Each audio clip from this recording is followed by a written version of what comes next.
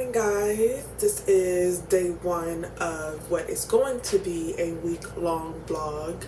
I am up, but I'm up kind of early, and I went to sleep kind of late, and I'm definitely tired, but I need to start my day.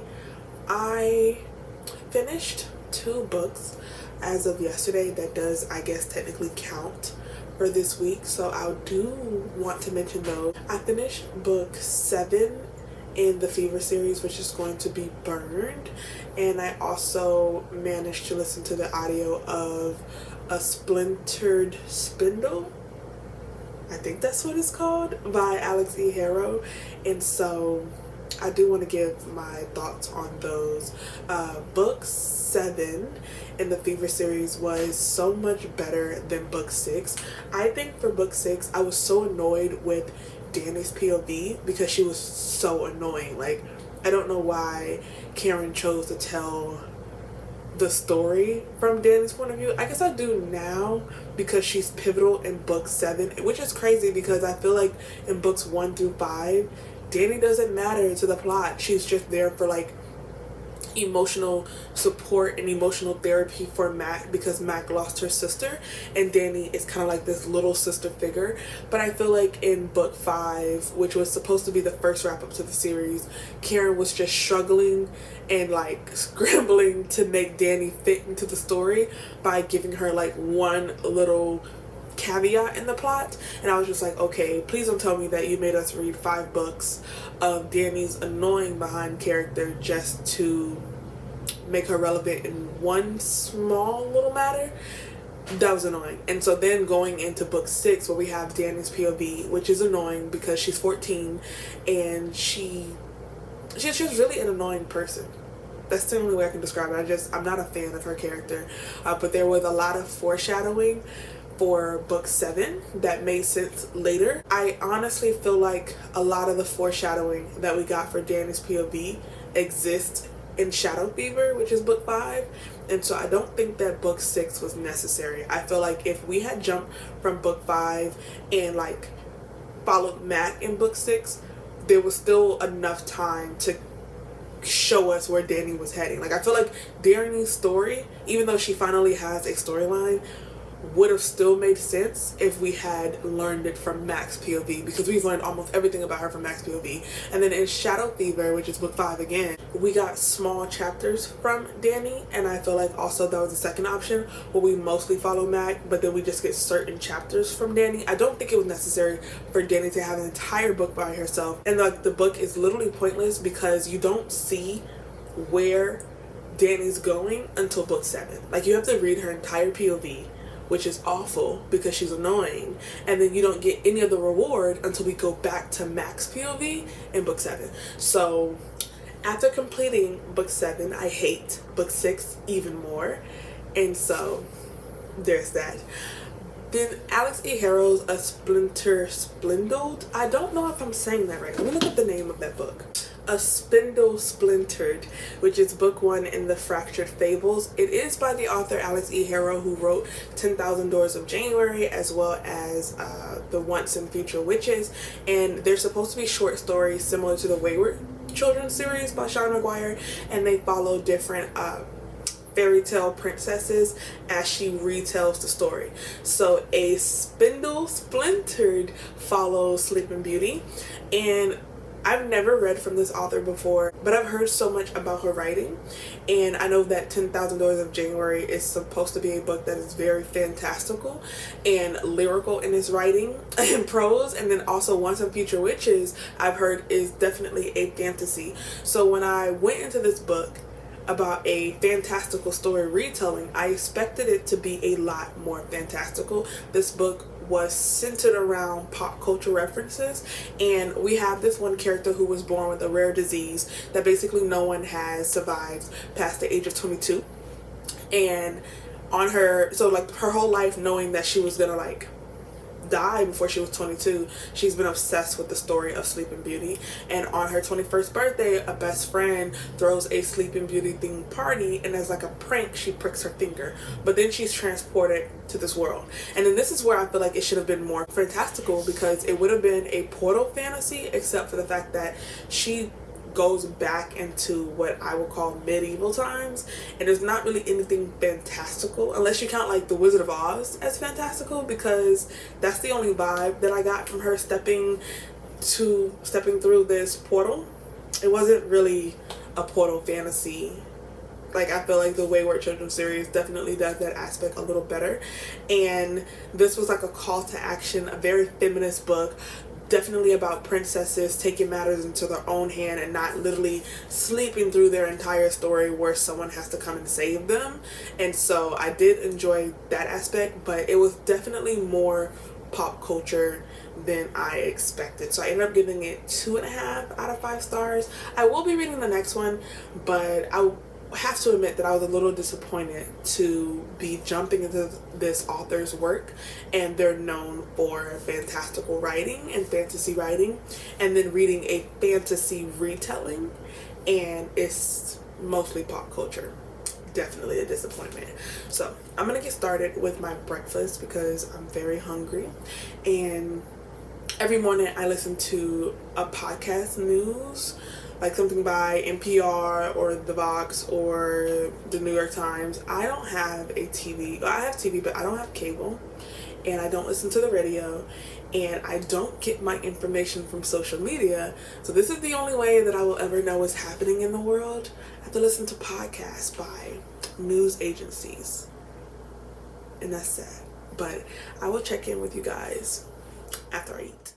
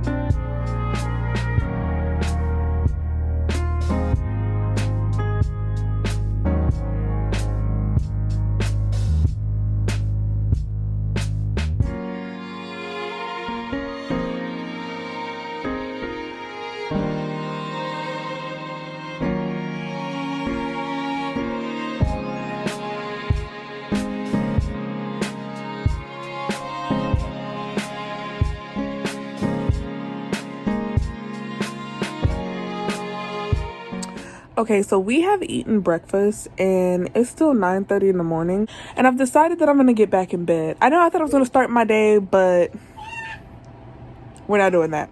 I'm gonna watch some more booktube content and probably maybe take a mid-morning nap. Yeah.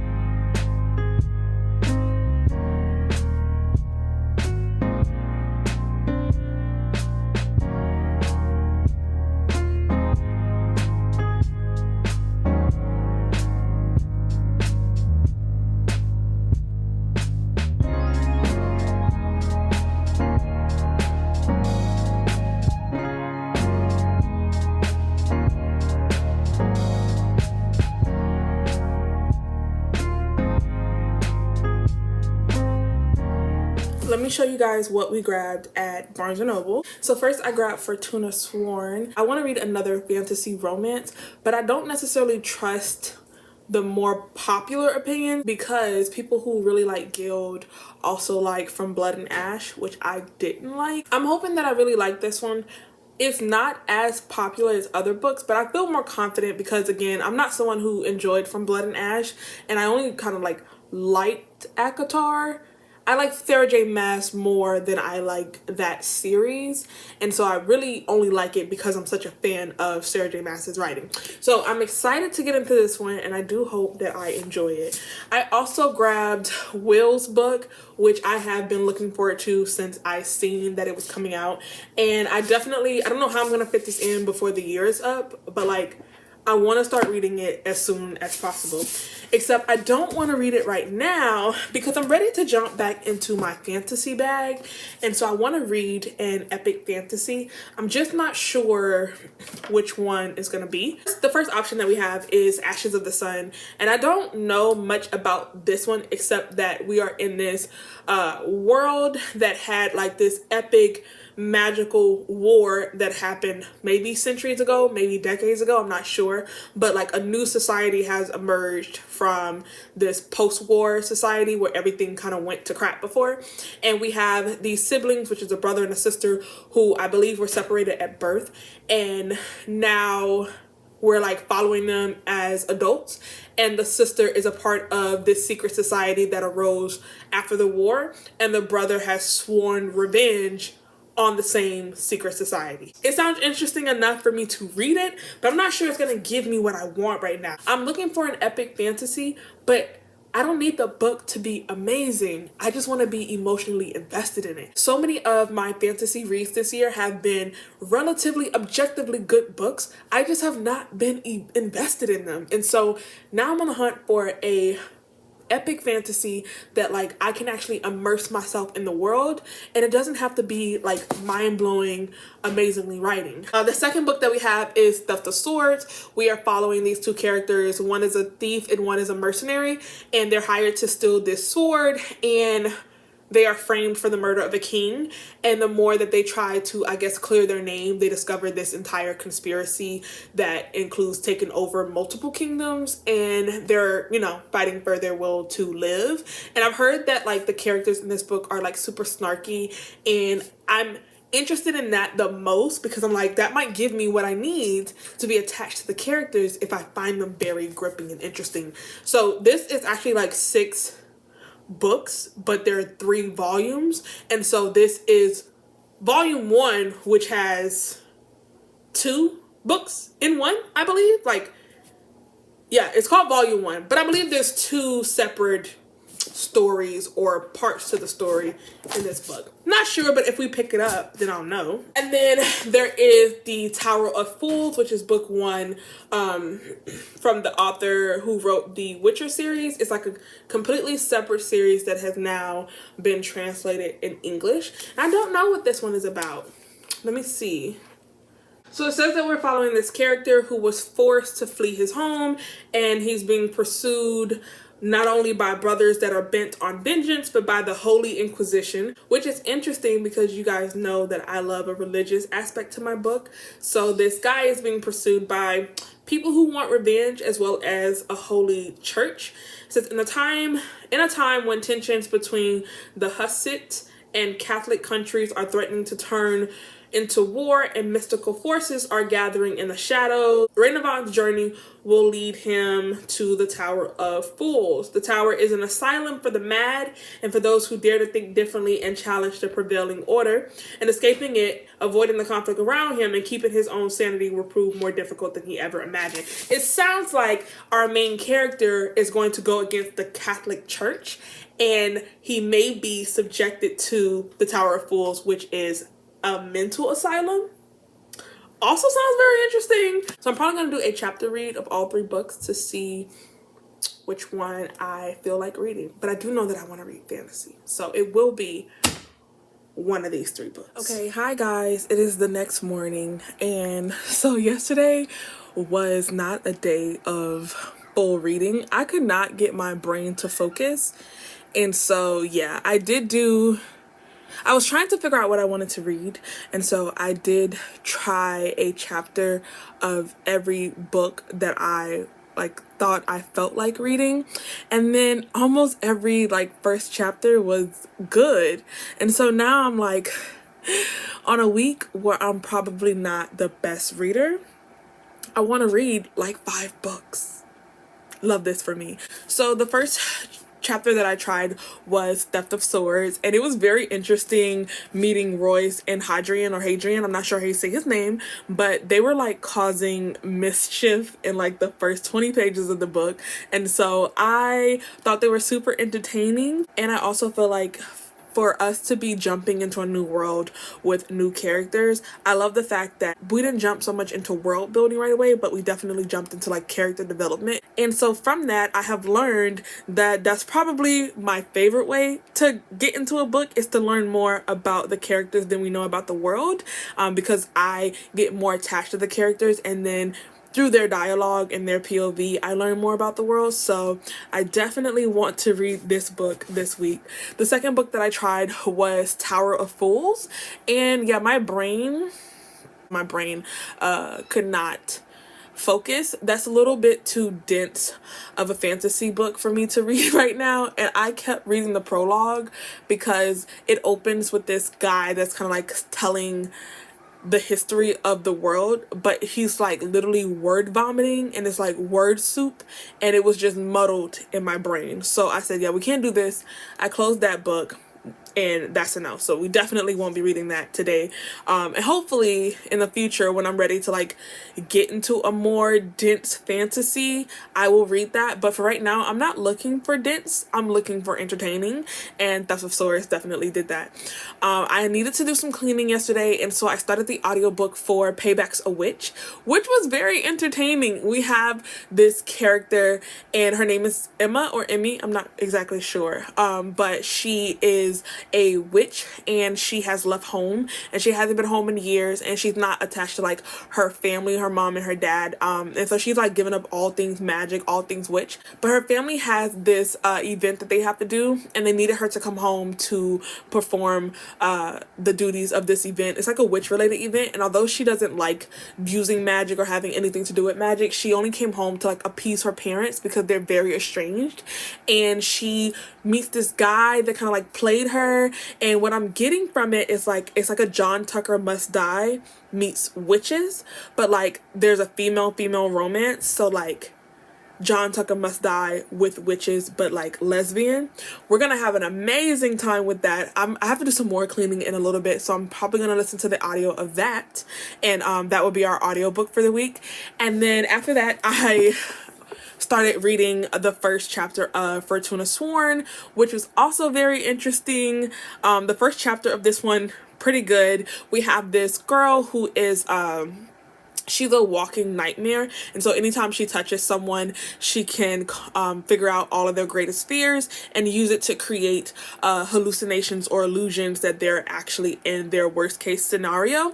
And her brother has been missing for 2 years. I don't think that her parents are still alive. She talks about them in past tense, almost as if they're missing or dead. And so she's hunting for her brother when she's taken captive, and almost they try to sell her at this like slave market, and she escapes from the slave market, but there is this mysterious Fae guy who's very interested in her freedom, but she does not know him. And that's where we ended in the first chapter of this one. I definitely want to read this book this week. So Payback's a Witch, we're definitely reading. Fortuna Sworn, we're definitely reading. And Theft of Swords, we're definitely reading. And the last book that I tried a chapter for was Ashes of the Sun. And that first chapter was actually very interesting. We opened the chapter with the brother and the sister. They're kind of like playing in this farm, having fun, and then this like centaur comes, and he's like enraptured with the little girl, and he takes the sister. And so we jump 12 years into the future where she's like a member of the order, but it's almost like a Buffy kind of vibe because she is slaying these ghoul or like ghoulish monsters, and the descriptions of the creatures, I feel like you have to get used to it. It's definitely a different kind of fantasy book than I've read in a while. So I'm having a hard time envisioning the magic system and the way that it works, as well as like the creatures that are in the book, because it's definitely a different type of world. And also trying to understand the backstory is a little dense, I'm not going to lie. But the fighting scenes were very descriptive, and so I'm very interested in that. And it's a book that I feel like I want to read, but that would be me trying to read 3 books this week while my brain is a muddled mess plus an audiobook. So this is our possible 4-book TBR for the week. I'm gonna do some cleaning right now, and I am going to listen to the audio of Payback's a Witch because it's relatively short and I want to get to the fun part. So I'll check back in with you guys. So I just reached 100 pages in Ashes of the Sun, and I'm very conflicted about my feelings for this book. I think that I desperately want to like it more than I do, and I want to love it more than I do. And it's like I'm forcing my attachment to this book. It's not really going the way that I hoped. It is very hard to get a grasp on the world that we're in because a lot of things are described, but you don't know if we're like in the future, if we're like historic, if we're in space, if we're on Earth.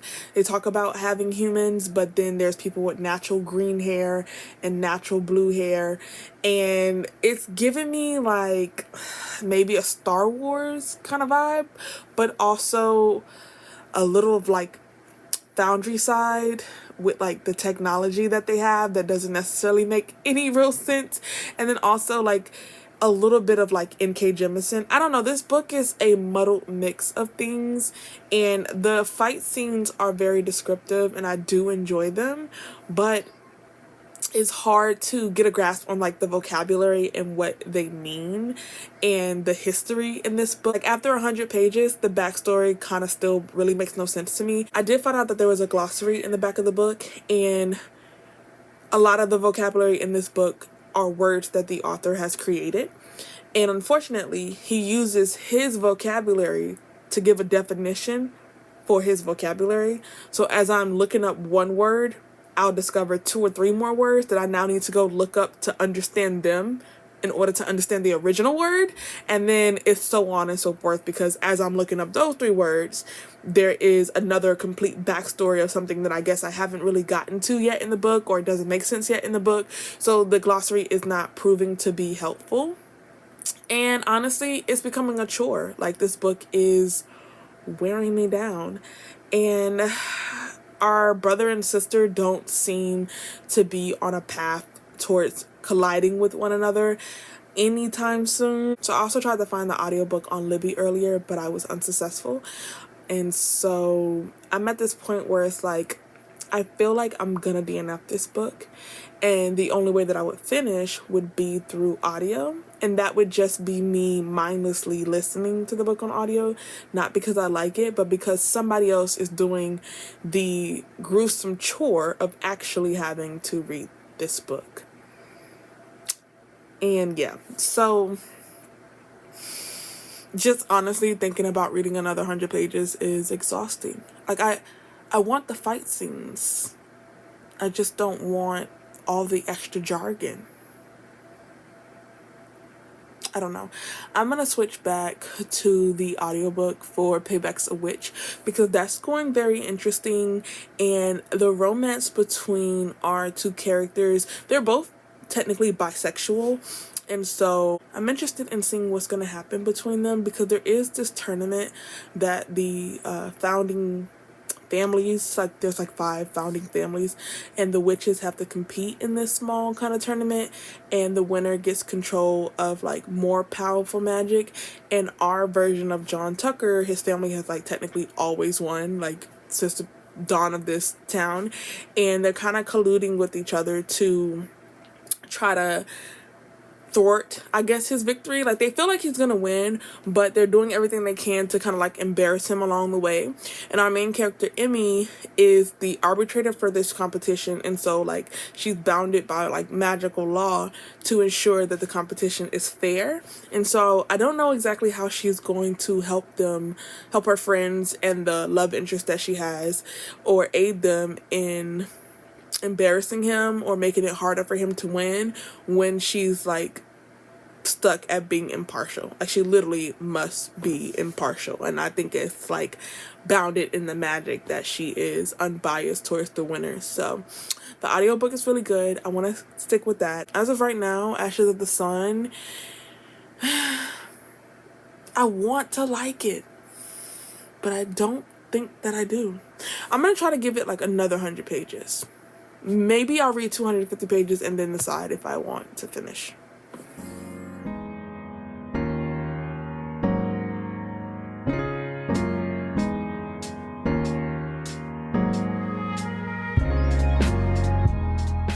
Okay, so I have quite an update for you guys. We DNF'd Ashes of the Sun because of several reasons. Now, the book is wholly original, and the author did a really good job of bringing his vision to life.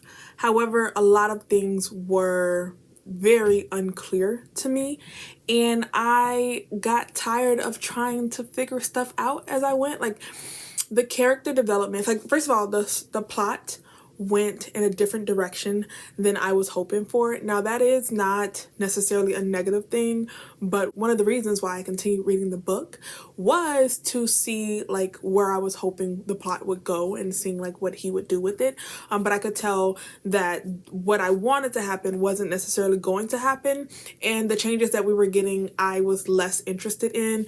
We also got more character development, and I could tell that the characters that were going to be pivotal to the story were going to be very annoying to me. We had one kind of like spy, however, he was very flat with very dry humor, and his personality was very one-dimensional, and I was not a fan of that. And we have two POVs. We follow the sister and the brother. So the sister had a very flat one-dimensional character that I was not interested in, and the brother was with a character who pretty much loved to live on the verge of death. And we made it about 200, a little past 200 pages in the book, but she was coming across as like this adrenaline junkie that was willing to risk or put other people's life at risk. And I was just not, like, I want to read a book where I am attached to the characters. I said that in the beginning of this blog, and I just could not deal with two annoying characters every time we went into a different POV, on top of me not really being interested in where the plot was going. And on top of that, there were some unclear plot points and world building that I feel like was just no. So ultimately, I knew that the book wasn't going to be more than a 2, maybe a 3-star, and we're not here to do a 2-star read this week. So we hopped off that boat. I picked back up Death of Swords. It has been amazing. We are 240 pages into this book. So Hadrian and Royce are so entertaining. I love them already, and I love the way this book is set up because honestly it reminds me of Tagana. Tagana is a book that I read either earlier this year or very late last year, and I haven't gotten a chance to review it on my channel, but it was a very dense book that followed like these very powerful wizards, and I ultimately enjoyed it. But it's not a book that I would recommend as like an introduction to fantasy for sure, because the book is very dense and like it's a slow read and you have to pay attention to every step of the way. So this book reminds me of Tagana in a lot of ways in terms of like the world building, but it is a lot more digestible and entertaining and like easier to understand. And the writing reminds me of Robin Hobb in a lot of ways. So like it's like reading Tagana and Assassin's Apprentice merged. Like if they had a very humorous, beautiful baby, it would be this book. And also our characters are very multi-dimensional because Hadrian is this really great sword fighter, but he also has a very good moral compass, and he is willing to get them into some risky situations just so that he can sleep good at night. And then we have Royce, who is very dark and like ominous and leery, very like suspicious, that we don't know much about him, but he's like very deadpan and also very humorous. So when the book opens up, we get to see them cause a little like mischief. We also see them get into dangerous situation by making ill thought out decisions where they don't actually think things through. So you immediately know that your two characters are very skilled at what they do, but they are more intuitive than they are planners. They definitely go with the flow. They make on the fly decisions. And so when you see them get into very risky situations, it immediately makes sense for the way that the author was setting up their character arc, because while they are very skilled and very good at what they do, and they're very good at like sneaking out of different situations, they are going to keep getting into dangerous situations because they are not meticulous thinkers. And I'm very interested in that. Also, you get so much payoff in the first 100 pages. It is insane. Like, the plot points that are set up, you think that the author is going to drag through most of the book, and you expect it to be like this mysterious thing that you're kind of just reading to get the answers for. He answers so many of your questions and ties up so many of like plot points in the beginning in the first 100 pages that I was like, wait, this is too easy. Like, stuff is happening too fast. We're getting action too fast. Like, it felt like we were in the middle or like third part of a book, the way we were getting things wrapped up in the plot. And so that definitely makes me more intrigued. I'm definitely way more intrigued now because I'm so interested to see where he goes with the story, because he gives you like a full layout, and then the stuff that you think you're going to be waiting forever for, he definitely feeds the girlies. And the world building in this book is chef's kiss. This is some of the best world building that I've seen in an adult fantasy book, definitely all year, and honestly, like, ever. Like, the world building in here is so meticulously done and like fed to you in like perfectly sized bites for you to just eat up. I've never in my life written in a book, but the world building in this book was so freaking good that I took a pen to it, and I honestly can't believe myself. Like, literally wrote in the freaking book because the world building was so freaking interesting. Yeah, it was so serious that your girl took a pen to it. And I am not a book destroyer. That's not my identity. That's not my religion. That's not what we do. But we did it for Theft of Swords. So we're definitely invested, okay? We're gonna ride this till the wheels falls off. I'm here to tell you that Michael J. Sullivan has single-handedly restored me as a adult fantasy reader, because we're gonna eat this up.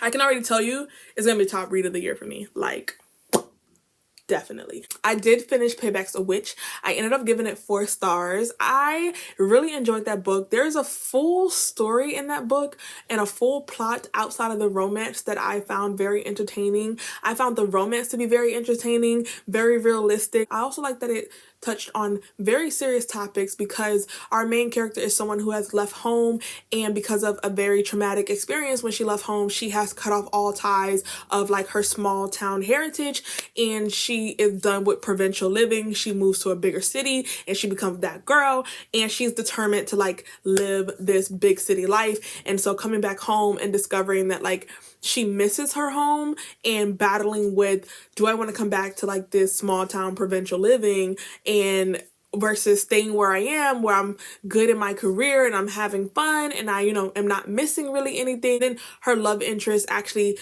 just went through a breakup where the long distance wasn't necessarily an option, and her ex ended up moving away. And so now they're both at this point where, why should I have to be the one to give up what I want? Why should I have to be the one to move away from home when I love home? And also, why should I have to be the one to relocate back home when I left for a whole purpose? As someone who does not live in their hometown or home state, even for that matter, I really felt that in this book. If you're someone from a smaller, rural, maybe suburban area, and you like always thought about leaving after college to go off to the big city and do like your own thing, I really think that you'll relate to the main character in this book after her traveling back home after a very long time and learning so much about her family that she never bothered to know.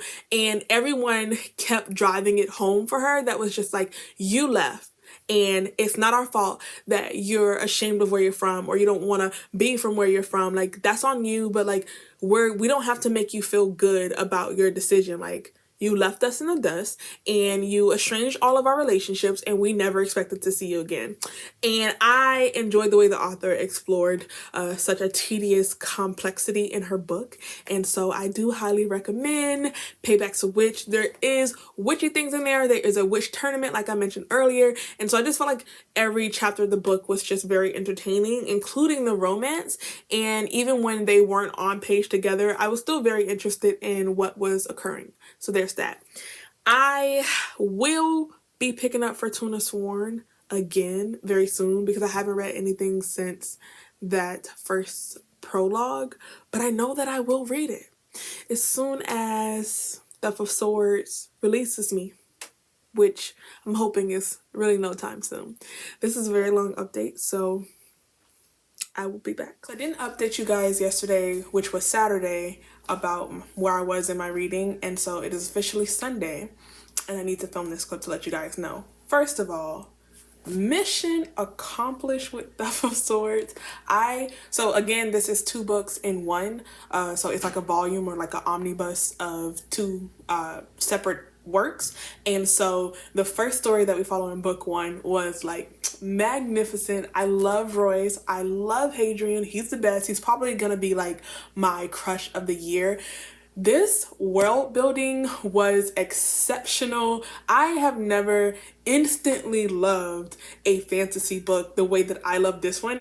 Book 1 was a 5 out of 5. I am in the middle of book 2, and so I'm still enjoying it. So essentially the author, Michael J. Sullivan, wrote 6 separate books, but when it was picked up by Orbit, they decided to do volumes, 3 volumes, and each volume included 2 of the 6 books. So there's 3 volumes in total of the Rhaenyra Revelations. And because there's separate books, the story wraps up so fast, and book 1 took off at breakneck speed. Like, that was the most fast-paced story that I've read in a long time, and everything was so good. But the world building, again, I cannot stress enough how amazing the world building is in this freaking book. And so now we're into book 2, like I said, and we're still adding to the world building that we got in book 1. And I feel like this is almost like I would literally call this book a masterpiece.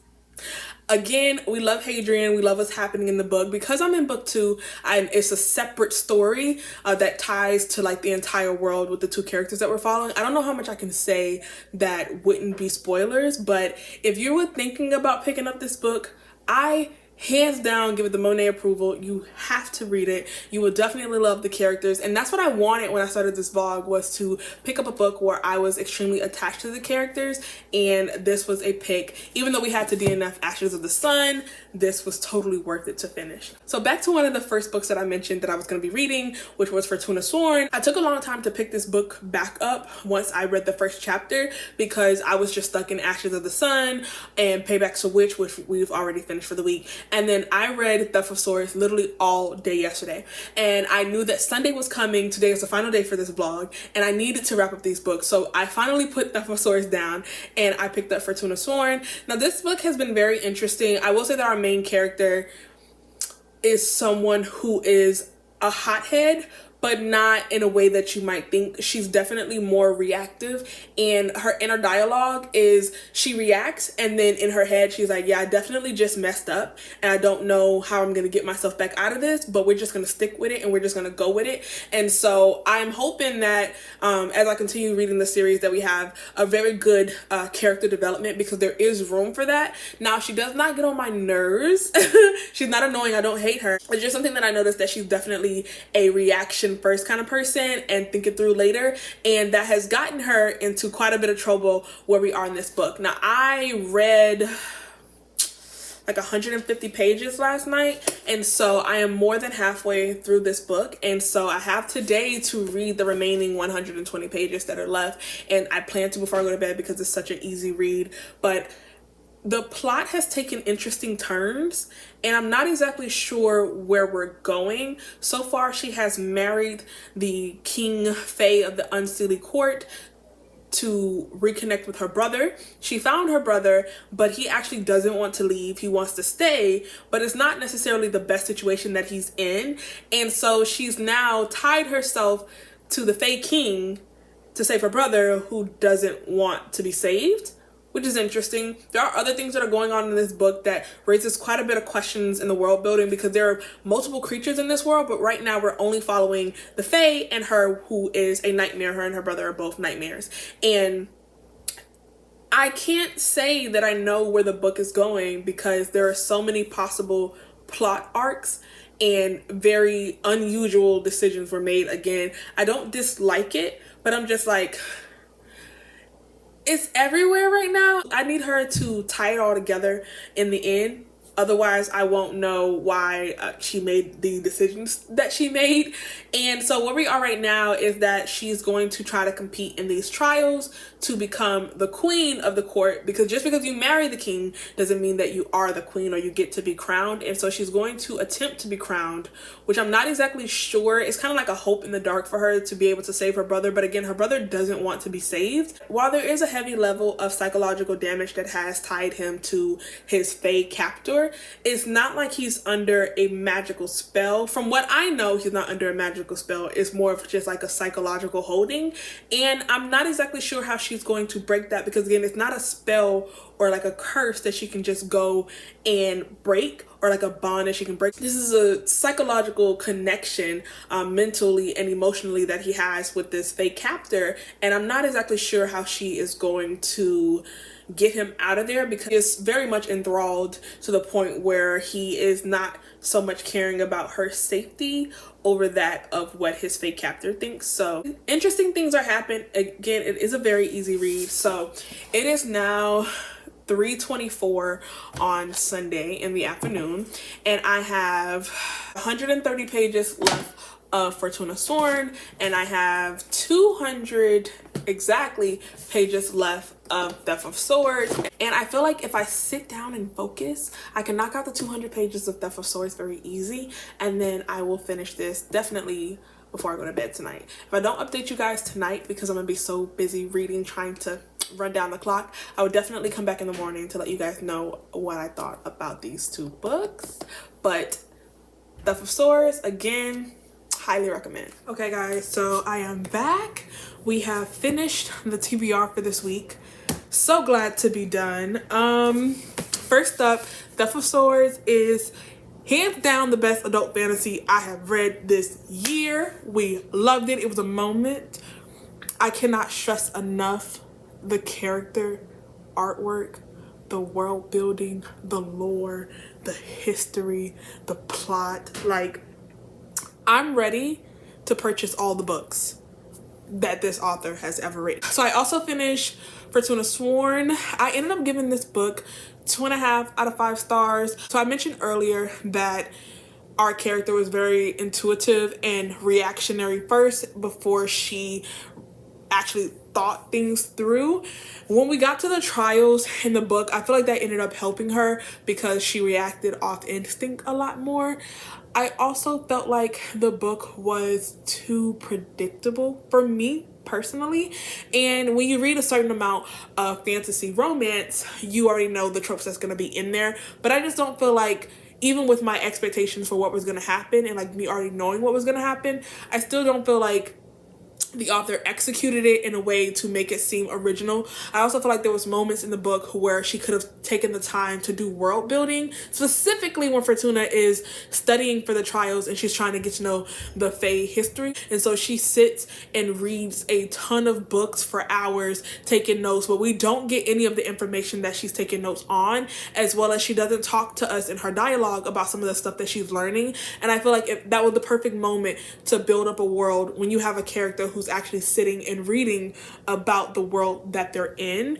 And there was one moment in the trials where like she used some of the knowledge that she learned from the books, but it came out of like left field because we went through the books with her, but again, none of the knowledge was shared. So it was just like, oh, you just happen to know this random thing from all the books that you read, and nothing was mentioned. I just feel like the author dropped the ball on world building. However, the depiction of the Fae in this book I feel like was done very well, because Fortuna is in this world of like Fae creatures. And I know a lot of paranormal romance or fantasy romance books will at least put one Fae character as like the kind one that can always be trusted, and you get this idea that not all Fae are bad and there's just like rotten apples in the mix. However, for someone who knows nothing about this world and she's descending into this world of like powerful creatures, monsters, when you think about it, of like the unseelie court of Fae, I feel like they were all as dangerous as one person might expect, as well as she didn't have any allies really. And the one Fae friend that she does have, you know, early on in the book that he also can't be trusted, and he's just as maniacal and deceiving as the other Fae in the book. So I did enjoy the depiction of Fae as dangerous, unreliable, undependable characters. I don't know if I will continue with the series. Maybe I will start the second book and see how I feel about it, but I don't see me being a huge fan of this series. I didn't hate it, I didn't dislike it. In terms of other fantasy romances that I've read, I feel like it's not the worst. It's definitely a decent book. I do see that people would enjoy it. While I haven't read worse, I have also read better, and I feel like just my time could be better spent elsewhere. And there is no audiobook for this book, as I've seen, so if I don't get to the second book soon, which I don't see me doing, then I probably won't remember what happened in this book, because I feel like it's very easily forgettable. And since there isn't an audiobook, I'm not going to read it twice to catch up or try to remember what happened. So we'll put this on standby. I don't think I'm going to finish it, but you never know. You never know. Maybe when I'm in Barnes & Nobles the next time, I will do a chapter of 2 in the store before I purchase it, and then we'll go from there. In this vlog, we have read Payback's a Witch, which I gave 4 out of 5 stars. We read Ashes of the Sun, and we ended up DNFing that at 250 pages. We read Fortuna Sworn, which I gave 2.5 out of 5 stars, and then Theft of Swords, which was definitely a 5 out of 5. The star of the show. I am going to go read book 2 and probably start The Blade Itself by Joe Abercrombie, because I'm in the mood for adult fantasy. And Michael J. Sullivan has single-handedly revived my love for the genre. Thanks for watching this vlog. If you made it to the end of this vlog, leave a witchy hat, and I will see you guys in my next video.